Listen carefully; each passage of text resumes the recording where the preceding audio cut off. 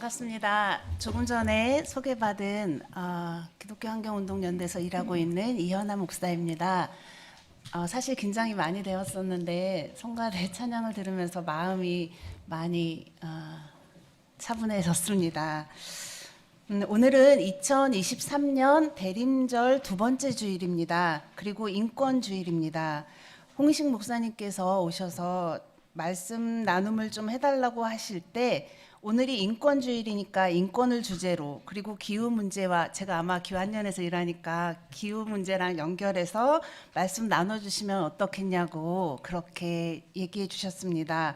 알겠다고 대답을 해놓고 보니 대림절기, 인권, 그리고 생태, 이 세 가지를 제가 과연 잘 연결할 수 있을까 고민이 이만저만이 아니었습니다. 그리고 단순히 기후 위기를 지금 인류의 위기나 인권이나 생존권 이런 문제와 관련된 현상들만 다루기에는 뭔가 좀 아쉬움이 있고, 아무래도 예배 시간이니까, 그리고 우리가 기독교인이니까 보다 좀 본질적인 이야기들을 나눠보고 싶은데 무슨 이야기를 해야 되나 고민을 했습니다. 그렇게 고민하다가 오늘의 성서일과, 오늘 주일에 다른 본문을 택할까 고민도 많이 했는데요. 성서일과를 읽어보다 보니 이 속에서 이 셋을 어쩌면 연결시킬 수 있을 만한 메시지가 있지 않을까 생각이 들어서 차분차분 한번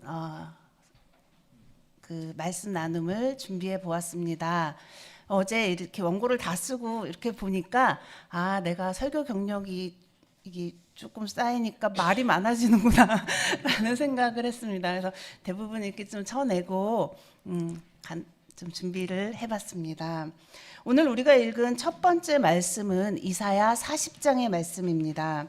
이사야서는 아시다시피 총 66장, 66장으로 이루어져 있습니다. 그리고 그 저술 시기와 저자에 따라서 크게 세 파트로 나뉘어져 있습니다.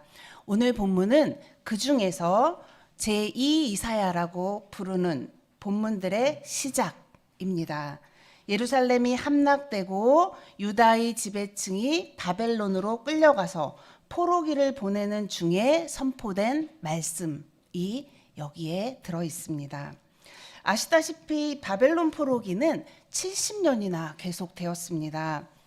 1세대를 약 30년 정도라고 치면 포로로 끌려갈 때 이미 성인이었던 사람들, 즉 포로 1세대는 이미 돌아가셨을 만한 세월이고, 포로 2세대가 할아버지가 되었을 시간이고, 포로 3세대가 장년이 되었을 시간이고, 이제 포로 4세대가 한창 자라고 있을 만한 그렇게 긴 세월입니다.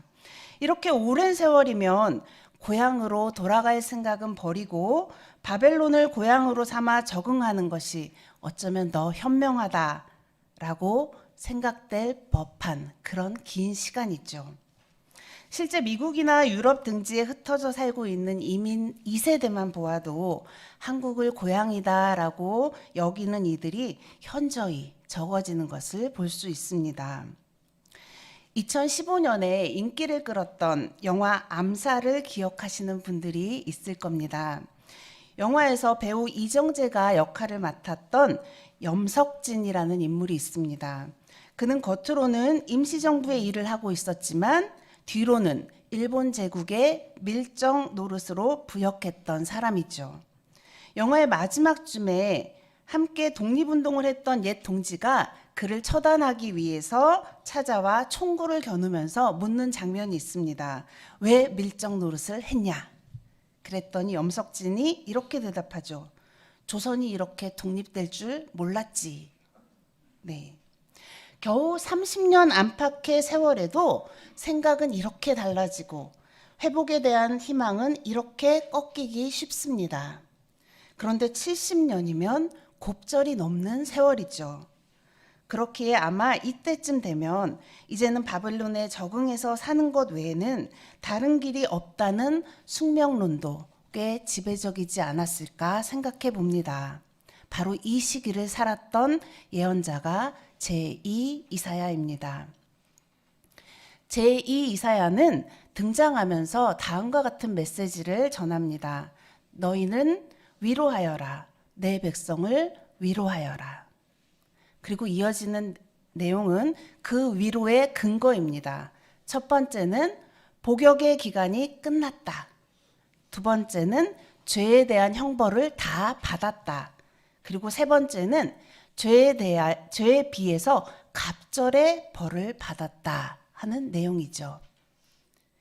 예언자의 이 선포 속에는 예루살렘의 멸망과 현재의 고통이 이전의 죄에 대한 징벌이었다라는 생각이 명확하게 들어 있습니다. 바벨론 포로기는 그 죄악을 씻기 위한 복역의 시간이었던 거죠. 이제 마침내 복역 기간이 다 채워졌으니 이제 포로에서 벗어나 자유를 얻게 될 날이 왔다고 선포하는 것이 바로 오늘 본문의 내용입니다.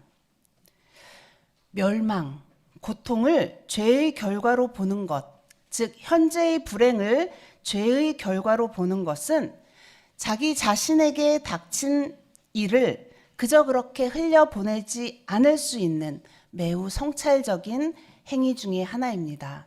지금의 상황을 돌아보면서 지나온 일을 반성하고 그리고 새로운 각오를 다지는 어쩌면 우리 안에 꽤 자연스러운 성찰 행위로 이렇게 진행되기도 합니다. 그런데 이것을 어설프게 남의 불행에 적용하면 매우 곤란하죠. 불행을 당한 사람을 죄인으로 정죄하여 오히려 그의 현재의 불행을 개인의 불행이 아니라 사회적 불행으로 만들어버리고 절망으로 만들어버릴 수 있기 때문입니다. 그렇기에 불행과 죄의 관계에 대해서는 섬세한 분별이 필요합니다. 어떤 불행은, 어떤 고난은 자기 행위의 결과일 수도 있지만 어떤 불행은 자기 죄와 상관없이 닥치기도 합니다.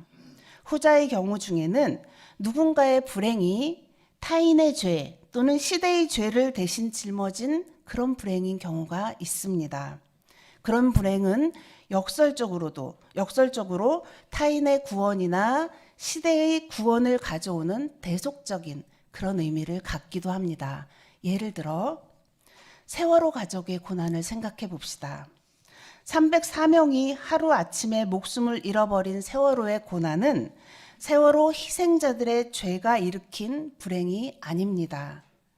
세월호의 불행은 이 시대 대한민국의 정치, 경제, 문화를 모두 포괄하는 그 구조적 모순과 부조리가 결합해서 일어난 참사였습니다.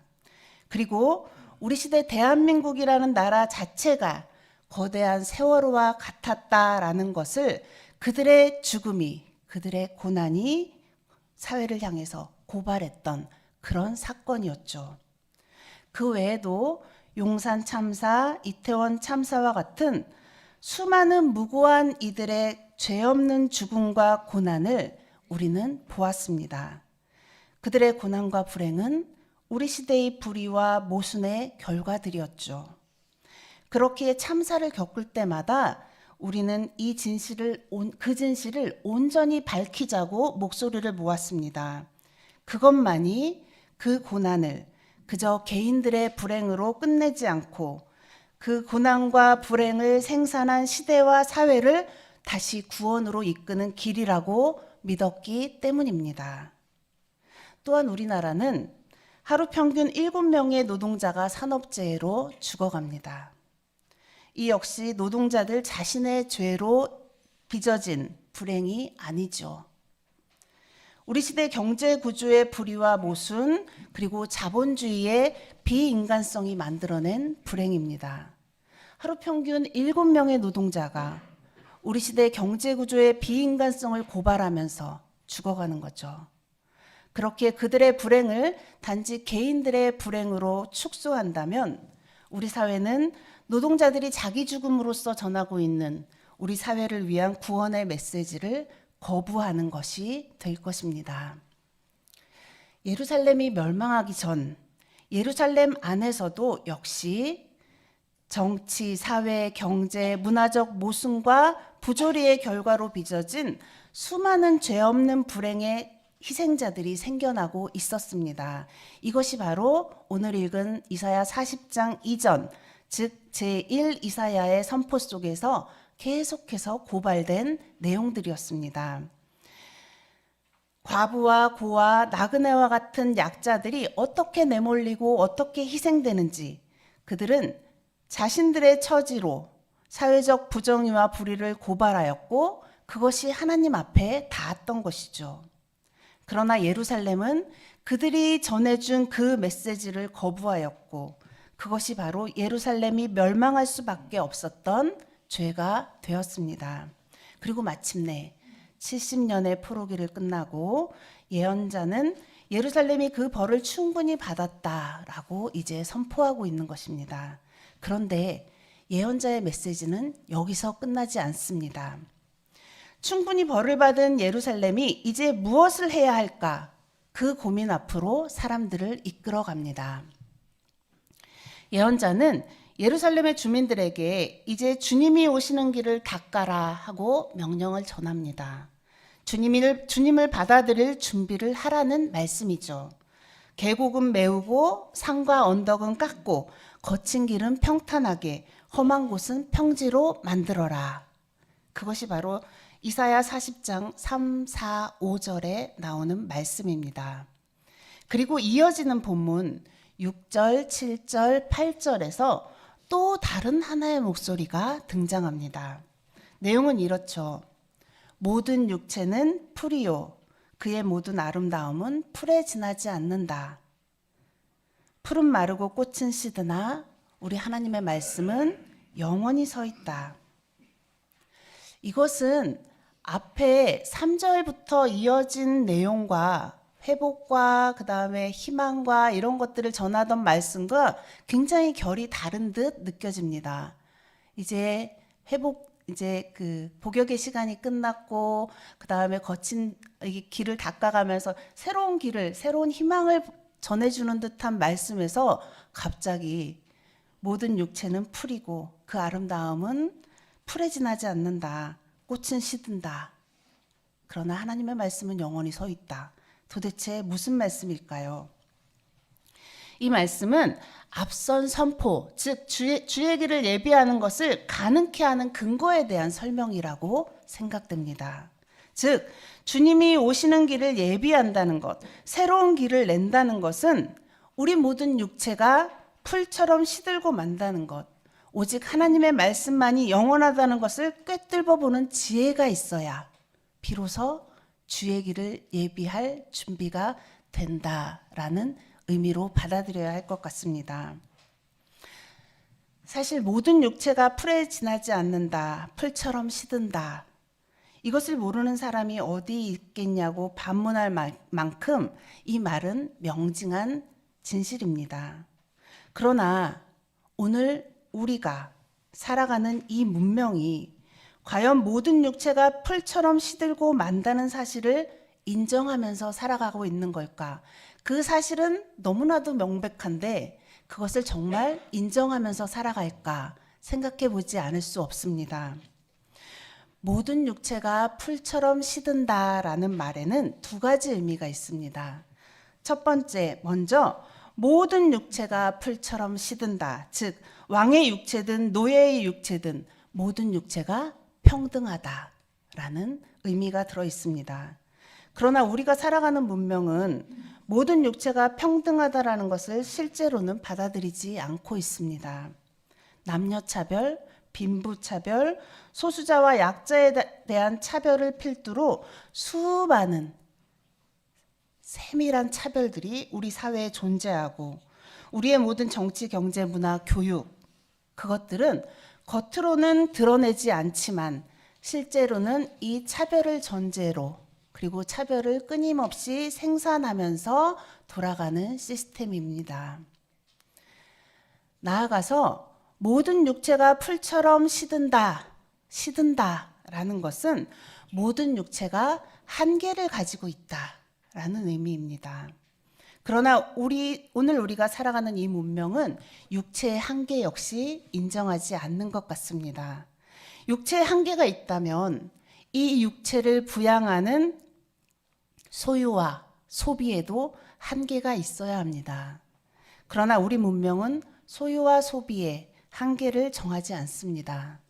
무한한 소유, 무한한 소비를 풍요로움의 기준으로 삼고 달려가고 있습니다. 그렇게 모든 육체가 풀처럼 시든다라는 말씀을 통해서 하나님께서 우리에게 요구하시는 것은 착취를 야기하는 차별, 그리고 모든 탐욕의 근거가 되는 자기 오만으로부터 돌아서라 라는 지혜를 배우라는 그 말씀으로 들어야 할 것 같습니다. 이 지혜를 얻을 때, 이 지혜의 근거에서 현실을 새롭게 구축할 때, 그제야 비로소 주께서 오시는 길을 예비할 수 있다라는 의미가 이 말씀 속에 들어있는 듯 싶습니다. 예언자는 이렇게 길이 준비되면 주께서 그 길을 따라서 목자와 같이 유대의 백성을 모으고 품고 안으셔서 바벨론에서 이끌어내실 것이다 하고 오늘 읽은 본문 후반부에서 이야기합니다. 이것은 마치 출애굽의 한 장면을 떠올리게 합니다. 출애굽의 본질은 노예의 삶에서 자유인의 삶으로 가는 탈출이었습니다. 그런데 우리가 알다시피 자유인의 삶, 그것은 이상은 아름다웠지만 현실은 고달팠습니다. 애굽의 고깃가마 옆에서 떨어지는 부스락이라도 먹고 살 그때가 참 좋았다라고 광야에 나온 백성들이 한탄하죠. 애굽의 고깃가마가 아니라 하나님의 약속에 의지해서 살아가는 것, 약자를 나보다 조금이라도 약한 사람들을 조금이라도 착취해서 부를 쌓고 풍요로운 문명을 쌓는 것, 그것이 아니라 자유와 평등의 가치를 따라서 거친 광야의 삶을 살아가야 한다라는 것, 그것은 이상은 좋지만 현실은 꽤 고달픈 일이었습니다. 그렇기 때문에 출애굽했던 이스라엘은 힘든 순간마다 반복적으로 떠나온 곳으로 돌아가려고 했죠. 새로운 길, 새로운 문명을 만드는 일에 도전하는 것을 힘들다 포기하고 다시 이전의 문명으로 돌아가려는 시도가 끊이지 않았던 것입니다. 그런데 오늘 우리가 읽은 두 번째 본문 베드로 후서는 마치 이런 인간의 약한 의지를 아는 듯 강력한 묵시문학적인 서술 방식을 통해서 우리가 이렇게 떠나온 세계로 다시 돌아가려고 한다면, 그저 현실에 안주해서 살아가려고 한다면 어떻게 될 것인지 경고하고 있습니다. 본문 10절의 말씀은 이렇습니다. 주님의 날이 도적같이 올 것입니다. 그날에 하늘은 요란한 소리를 내며 사라지고 원소들은 불에 녹아지고 땅과 그 안에 있는 모든 일들은 드러날 것입니다. 이렇게 이야기하죠. 주님의 날은 엄청난 천재지변을 동반하고 오시는 것처럼 느껴집니다. 저는 그래서 그런지 이런 주님의 날에 대한 본문들을 읽는 게 늘 좀 버거웠습니다. 이걸 어떻게 해석해야 되지? 주님은 왜 오실 때 굳이 막 하늘도 쪼개고 땅도 막 뒤집어 엎고 불도 일어나고 막 이런 방법으로 오시는 걸까? 늘 궁금했죠. 그런데 주께서 오시는데 왜 하늘이 요란하게 없어지고 왜 원소들은 불타 없어진다는 걸까? 과연 그때 없어지고 불타 녹아지는 하늘과 원소라는 게 뭘까? 생각하지 않을 수 없습니다. 짐작하시겠지만 하늘이 뭘까요? 하늘이란 우리 인간들이 이고 지고 살아가는 가치, 지향, 이상입니다. 나아가서 원소들이라는 것은 엘레멘트, 즉 우리 삶과 세계를 구성하는 기본 요소이자 우리가 없어서는 안 된다고 생각하는 것들, 바로 그것들을 의미한다고 할 수 있습니다. 인간이 절대적으로 의존하고 있는 무엇들, 그것이 바로 하늘이자 원소들입니다. 그렇게 하늘이 없어지고 원소들이 녹아버릴 것이라는 말씀은 주님이 오시는 그날 우리가 돌이키지 않는다면 우리가 하늘처럼 떠받들었던 그 모든 것이 녹아 없어지고 우리가 열심히 있는 힘을 다해서 구축해왔던 삶의 조건들, 삶의 기본들이 불타 없어진다라는 의미이죠. 이것이 바로 성서가 전하는 진리입니다. 우리가 돌아서지 않는다면 우리가 떠받치고 있었던 하늘들은 불타 없어지고 우리가 지키고자 했던 원소들 역시 녹아 없어진다라는 의미이죠. 사도 베드로는 이 경고에 이어서 이렇게 묻습니다. 이렇게 모든 것이 녹아질 터인데 여러분은 어떠한 사람이 되어야 하겠습니까? 11절의 말씀이죠. 이렇게 모든 것이 녹아 없어질 텐데 여러분은 어떠한 사람이 되어야 하겠습니까? 저는 이 말씀에 잠시 굉장히 오랫동안 머물렀었던 것 같습니다. 오늘은 인권주일입니다. 인권, 영어로 하면 human right, 독일어로 하면 Menschenrecht. 이거 인간의 권리, 인권에 대해서 기억하는 주일이죠. 근데 솔직히 말씀드리면 제가 인권에 대해서 너무 얄팍하게 알고 있는 것 같아서 이번 주에 급하게 인권 관련 서적 2억 권을 사서 급하게 살펴보았습니다. 그동안 우리나라를 비롯해서 온 세계가 인권의 문제를 얼마나 중요하게 생각해 왔는지, 그리고 얼마나 섬세하게 이것을 다루고 발전시켜 왔는지, 법적으로 사회적으로 안착시키기 위해서 얼마나 많은 노력들을 해왔는지 대략 짐작할 수 있었습니다. 그런데 동시에 이런 생각이 들었습니다. 인권의 기치 아래 짧게는 수십 년, 길게는 수백 년을 달려온 그 길에서 인류는 과연 원하는 만큼의 성과를 이루었을까? 인류의 보편적 인권은 향상되었고 그 결과는 실제로 돌이킬 수 없을 정도로 확고히 세워졌을까? 물론 민주적 가치, 자유와 평등, 행복 추구의 권리 등 중요한 가치들은 독보적인 위치를 갖게 되었고 이제 누구도 함부로 흔들 수 없는 그런 것이 되었습니다. 적어도 우리 사회에서는 그런 듯 보입니다. 그런데 또 이런 생각이 들었습니다. 그렇다면 왜 어떤 사람들은 자유와 생존권, 행복 추구권들을 충분히 누리면서 살아가는데, 자기 실현의 권리를 충분히 누리면서 살아가는데 어떤 사람들은 여전히 생존의 위협, 자존감의 상실을 경험하는가? 왜 해마다 2600만 명이나 되는 사람들이 물을 찾아서, 식량을 찾아서 난민이 되어 생존의 바닥을 기어다니고 있는 것일까? 왜 우리의 자녀들, 청년들은 살만한 미래, 생존의 시간이 주어질지 고민하며 살아가는 걸까? 왜 누군가는 분명 더 나아진 세상을 사는데 누군가는 여전한 세상을 살고 누군가는 오히려 미래를 불안해하며 희망이 없는 세상을 살고 있는 걸까? 기후위기라는 우리 인류 공동의 위기가 지금 우리에게 직면하게 한 우리의 현실입니다. 결국 들었던 생각은 조금만 더 앞으로 달리면 더 나은 세상, 더 나은 평화와 정의의 세상이 올 것이라고 믿고 계속 앞으로만 질주했던 것이 우리의 착각이 아니었을까? 이런 생각이 들었습니다.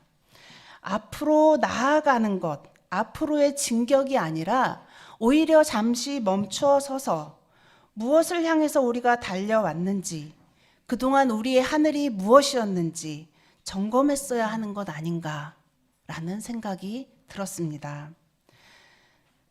말씀드렸듯이 우리는 지금 기후위기 그리고 생태계 붕괴의 시대를 살아가고 있습니다.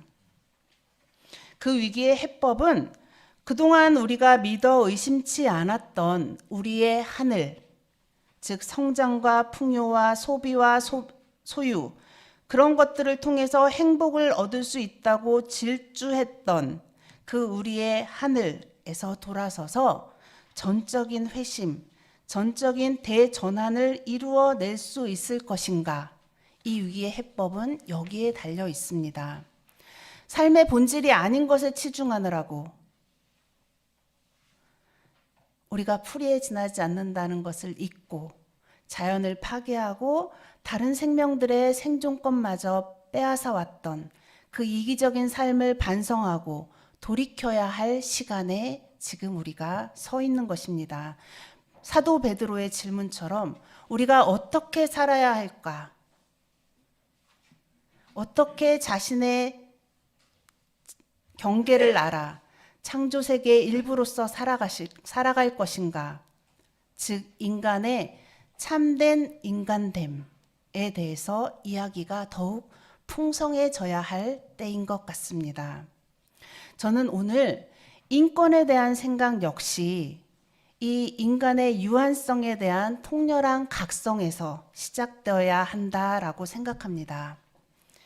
인간이 자신의 자유, 행복을 추구할 권리, 자기 자신을 실현할 권리, 이런 것들을 무한히 펼치고자 할 때, 인권의 이름으로 무한히 펼치고자 할 때, 우리 주변의 약한 자연과 약한 생명들과 동료 인간들을 착취해 왔었던 역사 역시 그 뒤에 있다라는 것을 우리가 깨달아야 합니다.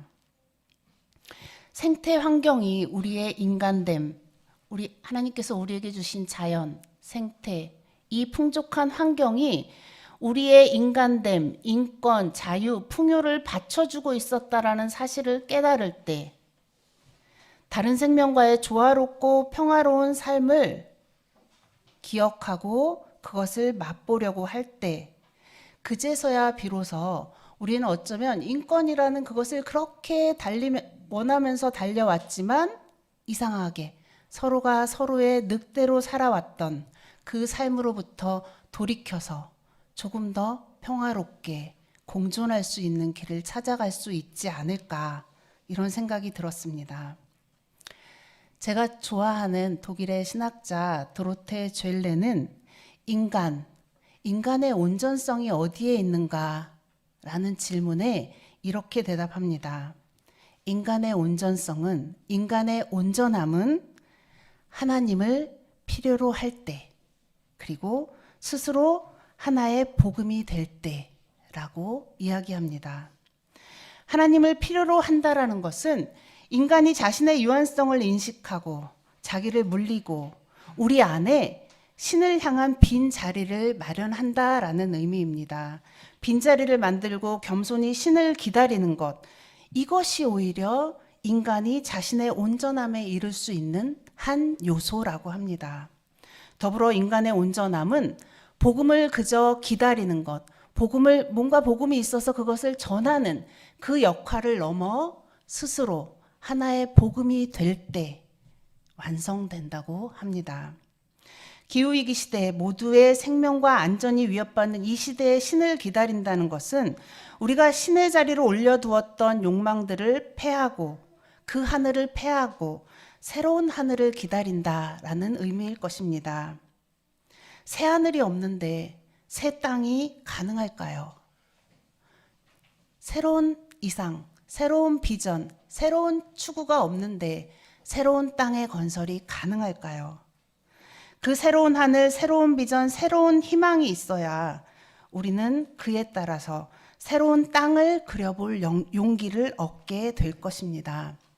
존귀하신 새길교회 교우 여러분, 대림절을 맞아 우리를 이렇게 찬란하게 아름답게 지으시고도 우리 인생을 향해서 시들고 마르는 풀이라고 하신 그 말씀의 참뜻이 무엇인지 분별하는 은혜가 저와 여러분에게 있기를 바랍니다. 나아가서 유한한 시간을 사는 우리가 미련스럽게도 이고 지고 살아가는 하늘, 그 하늘이 무엇인지 그 하늘에 대한 근원적인 성찰이 있는 그런 시간이 되기를 바랍니다. 그리하여서 결국 녹아지고 말 하늘이 우리에게서 사라지고 새로운 하늘을 맞이하는 그런 시간이 되기를 바랍니다. 잠시 제가 기도하겠습니다. 주님, 오늘 우리가 살아가는 세계와 문명의 한계를 꿰뚫어 보는 우리가 되게 해주십시오. 오늘 우리가 하늘처럼 떠받들고 사는 것들이 결국은 시들고 마르게 되어 녹아서 사라지게 된다는 것을 인식하게 해주십시오. 이러한 인식 속에서 우리가 살아가는 이 세계와 문명에서 떠나야 한다는 예언자의 선포를 받아들이게 해주십시오. 그리고 마침내 우리가 도달해야 할 새로운 세계와 새로운 존재가 예수 그리스도와 함께 이미 왔다는 복음의 선포를 받아들이게 해주십시오. 우리의 낡은 하늘을 쪼개시고 새로운 하늘이 되시는 우리 주 예수 그리스도의 이름으로 기도드립니다.